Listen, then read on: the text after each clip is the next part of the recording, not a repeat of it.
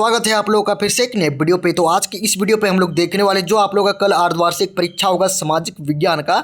तो इसके लिए हम लोग very very important VVI viral question answer को लेकर आए हुए हैं। तो इसलिए आप लोग इस वीडियो को ध्यान से देखना है और बिना स्किप करके देखना है। तो चलिए दोस्तों, हम लोग समय को नहीं गवाते और वीडियो को स्टार्ट करते हैं। तो दोस्तों, आप लोग का क्वेश्चन नंबर 1 में दिया गया है कि फ्रांस की क्रांति कब हुई। तो फ्रांस की क्रांति कब हुई दोस्तों? तो आप लोग का 1789 ईस्वी में हुई थी। ठीक है, अब हम लोग बढ़ते हैं क्वेश्चन नंबर 2 की ओर दोस्तों। तो इसमें आप लोग का पूछा गया है कि सामाजिक उपबंध नामक पुस्तक का लेखक कौन था। तो कौन था दोस्तों? तो 2 का जो करेक्ट उत्तर आप लोग का होगा वो ऑप्शन नंबर क नंबर हो जाएगा, रूसो आप लोग का राइट उत्तर हो जाएगा। ठीक है, अब बढ़ते हैं क्वेश्चन नंबर हम लोग 3 नंबर की ओर। तो इसमें आप लोगों का पूछा गया है कि यंग इटली सोसाइटी की स्थापना किसने की थी। तो यंग इटली सोसाइटी की स्थापना किसने की थी?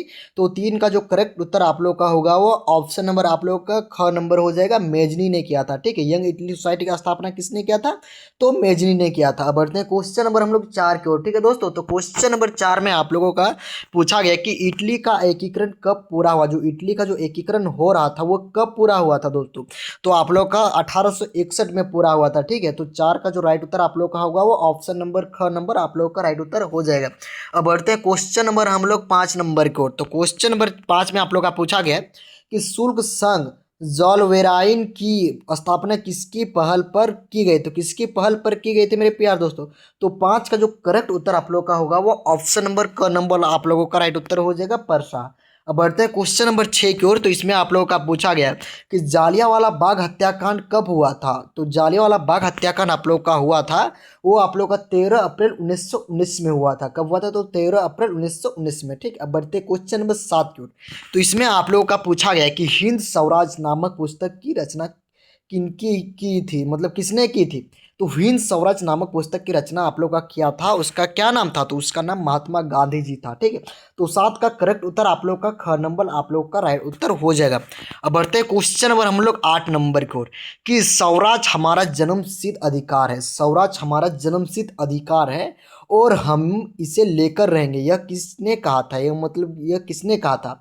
तो जो 8 का जो राइट उत्तर आप लोग का होगा वो ऑप्शन नंबर के किसने कहा था? तो ऑप्शन नंबर के बाल गंगाधर तिलक ने कहा था। ठीक है, तो 8 का ऑप्शन नंबर ग आप लोगों का राइट उत्तर हो जाएगा। ठीक, अब बढ़ते हैं क्वेश्चन नंबर 9 नंबर की ओर कि ब्रिटिश सरकार ने केसर ए हिंद, ब्रिटिश जो सरकार है तो केसर ए हिंद की उपाधि से किसे सम्मानित किया। तो केसर ए हिंद की उपाधि से किसे सम्मानित किया गया था मेरे प्रिय दोस्तों? तो 9 का जो करेक्ट उत्तर आप लोग का होगा वो ऑप्शन नंबर घ नंबर हो जाएगा, महात्मा गांधी जी को पुरस्कार किया गया था। ठीक है, अब बढ़ते क्वेश्चन नंबर हम लोग 10 नंबर को कि सीमांत गांधी किसे कहा जाता है। तो सीमांत गांधी के नाम से किसे जानते थे दोस्तों? तो हम लोग सीमांत गांधी के नाम से हम लोग अबुल गफार खान को जानते थे। ठीक है, तो 10 का जो करेक्ट उत्तर आप लोग का होगा वो ऑप्शन नंबर आप लोगों का ग नंबर आप लोग का सही उत्तर हो जाएगा। ठीक है, सीमांत गांधी के नाम से किसे जाना जाता है या किसे जानते हैं या किसे कहा जाता है? तो आप लोग का अब्दुल गफ्फार खान। बढ़ते क्वेश्चन नंबर 11 नंबर की ओर। ठीक है, कि उत्पत्ति के आधार पर संसाधन कितने प्रकार के होते हैं। जो उत्पत्ति के जो आधार पर जो संसाधन है, ठीक है, संसाधन कितने प्रकार के होते हैं। तो संसाधन आप लोग का 2 प्रकार के होते हैं। कौन कौन संसाधन? तो एक नवीकरणीय संसाधन और एक होता है आप लोग का अनवीकरणीय संसाधन। ठीक है, तो मुझे आशा है कि समझ में आ गया होगा। बढ़ते क्वेश्चन नंबर 12 नंबर की ओर कि पंजाब में भूमि निम्नीकरण का निम्नलिखित में से मुख्य कारण क्या है। तो पंजाब में जो भूमि निम्नीकरण का निम्नलिखित में से मुख्य कारण क्या है? तो गहन सिंचाई हो जाएगा या अधिक सिंचाई या वनोन्मूलन या पशुचारण। तो दोस्तों 12 का जो करेक्ट उत्तर आप लोग का होगा वो ऑप्शन नंबर आप लोगों का ख नंबर हो जाएगा, अधिक सिंचाई। ठीक है, अब बढ़ते क्वेश्चन नंबर 13 नंबर को कि प्रथम पृथ्वी सम्मेलन का आयोजन किस वर्ष किया गया। तो प्रथम पृथ्वी सम्मेलन का आयोजन आप लोग किया गया था, तो कब किया गया था? तो 13 का जो करेक्ट उत्तर होगा वो ऑप्शन नंबर आप लोगों का क नंबर हो जाएगा। ठीक है, तो क में 1992 ईस्वी आप लोगों का राइट उत्तर हो जाएगा। अब बढ़ते क्वेश्चन नंबर 14 नंबर की ओर। ठीक है, तो इसमें आप लोगों का पूछा गया है कि किस राज्य में काली मृदा मुख्य रूप से नहीं पाई जाती। मतलब कौन सा राज्य है जहाँ पर काली मिट्टी नहीं पाई जाती है। ठीक है, इसी को हम लोग काली मृदा के नाम से जानते हैं। तो 14 का जो करेक्ट उत्तर आप लोगों का होगा वो ऑप्शन नंबर आप लोगों का घ नंबर हो जाएगा। यहाँ पर काली मिट्टी मुख्य रूप से नहीं पाई जाती है। ठीक है, तो 14 का ऑप्शन नंबर घ नंबर आप लोगों का राइट उत्तर हो जाएगा। बढ़ते क्वेश्चन नंबर 15 की ओर दोस्तों। तो इसमें आप लोगों का पूछा गया कि इनमें से कौन सी टिप्पणी प्राकृतिक वनस्पति जात और प्राणी जात के ह्रास का सही कारण नहीं है। तो कौन नहीं है दोस्तों? तो आप लोग का जो नहीं है वो कृषि प्रसार जो है ना वो नहीं है दोस्तों, क्योंकि जो वृहद स्तरीय विकास परियोजना भी है, पशुचारण और ईंधन लकड़ी एकत्रित करना भी, और तीव्र औद्योगिकरण और शहरीकरण भी है। तो जो ऑप्शन नंबर क नंबर आप लोग का राइट उत्तर हो जाएगा 15 का। अब बढ़ते हैं क्वेश्चन नंबर 16 की ओर। ठीक है, तो इसमें आप लोग का पूछा गया कि बाघ परियोजना की शुरुआत किस वर्ष हुई। तो बाघ परियोजना की जो शुरुआत जो हुआ था वो किस वर्ष हुआ था दोस्तों? तो 16 का जो राइट उत्तर आप लोग का होगा वो ऑप्शन नंबर आप लोग का ख नंबर हो जाएगा 1973 आप लोगों का राइट उत्तर हो जाएगा। अब बढ़ते हैं क्वेश्चन नंबर हम लोग 17 नंबर की ओर कि अंतर्राष्ट्रीय प्राकृतिक संरक्षण और प्राकृतिक संसाधन संरक्षण संघ के द्वारा विभाजन में किस श्रेणी को रखा गया है। तो किस श्रेणी को रखा गया है? तो 17 का जो करेक्ट उत्तर आप लोगों का होगा वो ऑप्शन नंबर आप लोगों का क्या हो जाएगा? तो संकटग्रस्त जातियां भी हो जाएगा, दुर्लभ जातियां भी हो जाएगा, लुप्त जातियां भी। तो इसका जो करेक्ट उत्तर होगा वो इनमें से सभी आप लोग का राइट उत्तर हो जाएगा। ठीक है, बढ़ते हैं क्वेश्चन नंबर हम लोग 18 नंबर को कि 14वीं शताब्दी में किसने दिल्ली में सीरी फोर्ट क्षेत्र में जल की सप्लाई के लिए हौज खास का निर्माण करवाया। तो क्या हो जाएगा दोस्तों? तो 18 का जो राइट उत्तर आप लोगों का होगा वो ऑप्शन नंबर क्या हो जाएगा? तो 18 का जो राइट उत्तर होगा आप लोगों का, तो यहाँ पर आप लोग का ये सब क्वेश्चन जो है ना वो आप लोगों का सही नहीं है दोस्तों। ठीक है, तो इसका जो राइट उत्तर होगा वो क्या हो जाएगा 18 का? तो वहाँ पर खिलजी हो जाएगा। क्या हो जाएगा?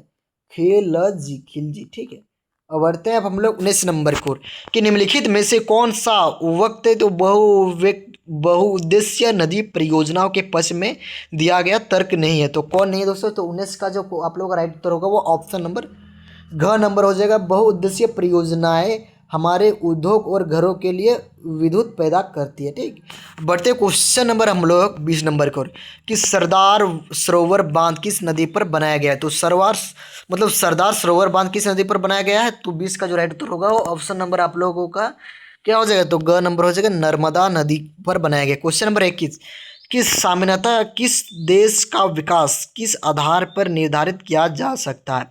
तो 21 का जो करेक्ट उत्तर आप लोगों का होगा वो क्या हो जाएगा दोस्तों? तो आप लोगों का ऑप्शन नंबर क्या हो जाएगा? तो 21 का जो राइट उत्तर आप लोगों का हो जाएगा घ नंबर हो जाएगा। ठीक, क्या हो जाएगा? तो 21 का घ नंबर उपरोक्त सभी आप लोगों का राइट उत्तर हो जाएगा। क्वेश्चन नंबर 22 को बढ़ते हैं कि मान लीजिए कि किसी देश में 4 परिवार है, तो इन परिवार की प्रति व्यक्ति आय कितना है? तो 5,000 है।